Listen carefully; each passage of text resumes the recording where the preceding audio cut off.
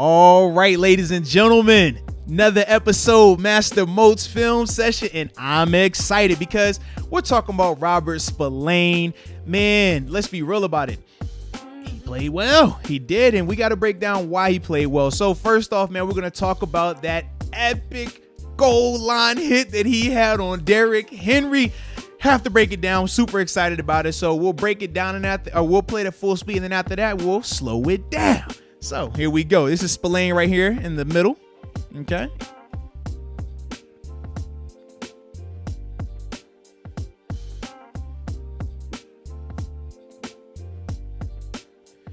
All righty. Man. You talk about a big moment in the game. This was huge. Now, obviously, it ended up having a penalty later on in the drive, and they ended up scoring. But to this point, man, this was a big time tackle, big time momentum flipper in the game. Now, for the defense, they're still running a base defense right here. You see they have Tyson down in a three-point stance. You got Tuitt, Cam Hayward right here, but you got Bud and TJ still standing up your traditional 3-4. But what they did, the Steelers did in terms of their goal line defense versus Derrick Henry, they were walking Vince down into the B gap and just having him fire. He would fire through the B gap and through the A gap. Sometimes he would get a running start, sometimes, or other times he would just line up in it. And essentially they're having Robert Spillane match Derrick Henry. Wherever Derrick goes, right or left, Spillane's job is just to run through full speed and make a collision, which he does a great job of. But the thing that I like from Spillane pre-snap lets me know he's understanding of his responsibilities and ultimately how to execute them is his depth. So typically your linebacker depth, you're about 4 yards, 5 yards tops. Right here, he's probably at about 6.5, 7. You see how far back he is, really close to Minka right here. And the reason you do that is because if you're up close, you don't have enough time to react to him and get your speed going, because you have to remember this guy's 7 yards deep, or excuse me, in this case, 8 yards deep. So once he's going downhill with the head start of 8 yards, if you're at 3 yards or 4 yards, you're not gonna have enough speed built up to make that type of stop. So Spillane understands that, so he has great depth initially. Then from there, when you're this middle runner, this middle hitter guy, you don't want to chop your feet. You want to be very decisive, okay? So whatever you decide to do, you do it 100%. You don't back and forth and shuffle around, okay? This isn't like playing linebacker in the middle of the field here, okay? But the thing that I love is with Spillane, he understands all those things, so depth is good. Check. All right, backs up a little bit. Make sure I got that extra yard because you're going to need it versus Derrick Henry, right? But then once the ball is snapped, just watch how decisive he is, man. He's not gathering. He's not thinking about it. That is full speed, full tilt, meeting another grown man and you being more man than him on that particular play. You love to see it. Like I said, man, just great job by him to start it off. Also, man, we got to look at this future defensive player of the year in TJ Watt, man. Awesome job right here. He's lined up in a 6 technique, or it's pretty much a 6 technique. He's probably head up on this tight end right here. But just watch how he fights through this block, uses his hands, and gets in on this hit as well, man. This is why this guy is doing everything that he's doing, man, and why he will be a future defensive player of the year. Hand placement, pad level. That's 1-2. That guy doesn't want to block TJ. And then from there, TJ does a great job, like I said, getting involved on the tackle. Spillane started it off, though, man, with his depth, understanding what the call was, understanding his responsibilities. But, man, you got to give credit where credit is due, and TJ definitely played a part in that. But as a whole, man, I just thought the defense, man, up front controlled the line of scrimmage. And all day, Spillane was a tackling machine, man. You talk about his hand usage. You talk about his just overall ability to get off blocks and bring down Derrick Henry. He did it on numerous occasions. It was very, very impressive. And I think that has carried over a lot into why the team is so confident in him as this season continues to progress. But great hit, man. Obviously, he ended up getting hurt on the play, but man, sometimes you gotta sacrifice a little shoulder. But he came back in, so that was good. But as a whole, man, awesome job by Robert Spillane right here. And now we're gonna look at it from the end zone. And man, the end zone I love as well. So this is what I was talking about with Vince. You see how he's lined up right in the A gap on this one. Him and Cam will alternate where they are going. And now TJ, was in a 9 technique. It's a tight 9 on that tight end. But right here, man, just beautiful job. Don't allow yourself to get tripped up or anything. Good footwork. And ultimately, man, just trusting and knowing what you're supposed to do and knowing that you're doing it right. But this is want to right here, man. No changing your thoughts.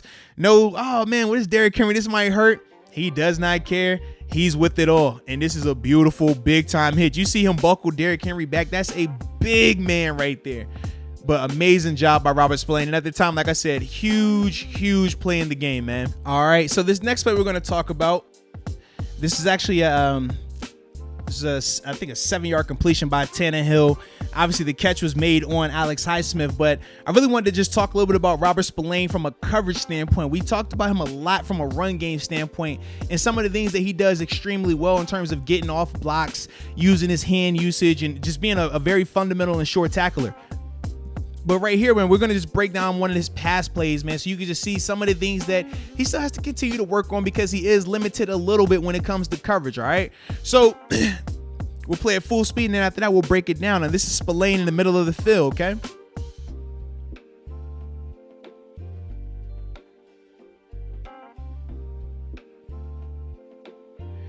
All right. Now, from the Titans perspective, they're running this a 2-by-2 concept, right? It's 12 personnel, meaning 1 running back, 2 tight ends, okay?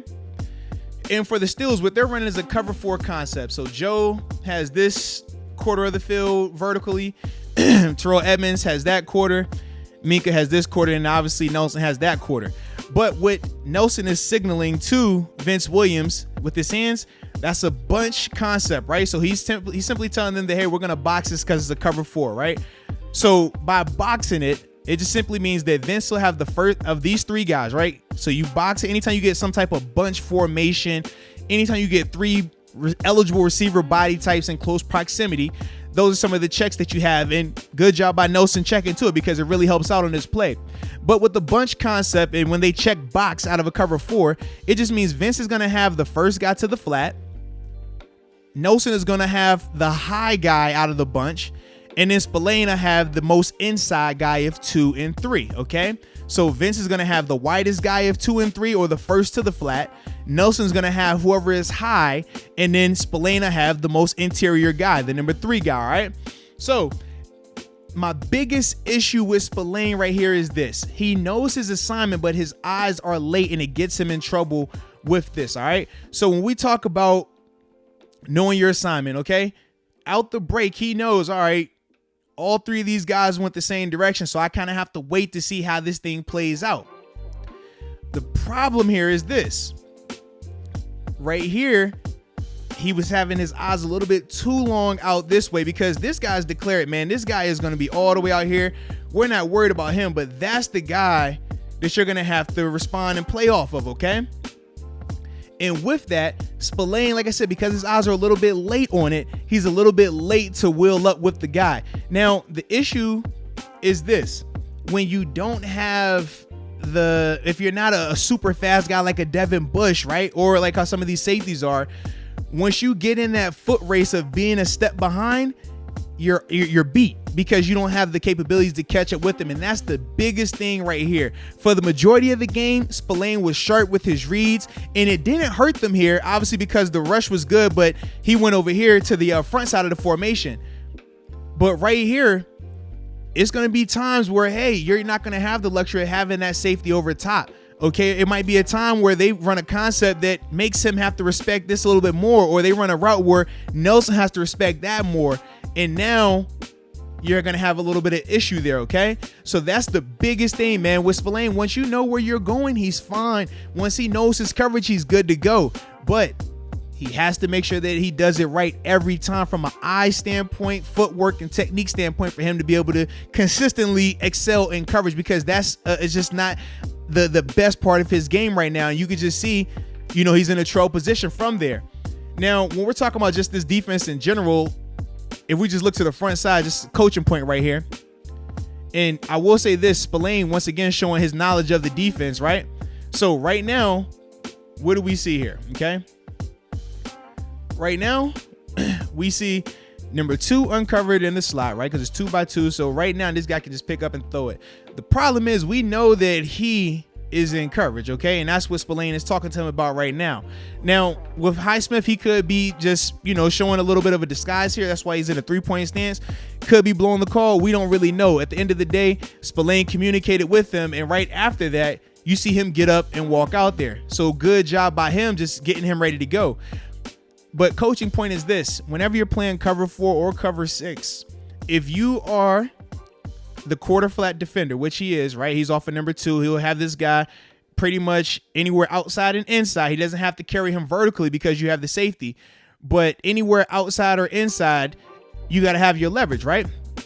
And the thing is, when number 3 is away, which he is, because this is the number 3 guy, Highsmith is inside leverage of that guy. You got to maintain that leverage. Otherwise, there's nobody to help you in the middle of the field. And if you miss the tackle, it's a touchdown, okay? Because right here, he has the leverage. He's good. 3 is going away, though, okay? So as soon as that, it's this big void right here. So by him opening up the gate and allowing him across his face, you definitely put yourself in a situation where you got to be perfect on the tackle. Otherwise, it could get a little bad for you at times, okay? So that's just a coaching point right there. Anytime you're playing cover 4 or cover 6 and you're the quarter flat defender, you got to always know where number 3 is. If number 3 is to you, you could be outside leverage. If number 3 is away from you, you have to maintain your inside leverage. But like I said, as a whole, man, Spillane is doing a great job of using his communication and ultimately using his smarts to get himself in the best positions to make him a really good player right now. So that's what we're seeing from him, man. And I definitely think he was going to continue this. But that's just one of the limitations that we're going to have to just continue to monitor as this thing progresses for him, man. Just the coverage element of it, okay? But other than that, man, I think Spillane is playing extremely well. The whole game against the Titans, I thought he played really well, was very productive. We saw the hits that he had. Glad he was healthy and able to come back. New challenge this week in Baltimore, so I'm excited to see him work, man. But as always, I appreciate y'all for tuning in, and until next time, peace.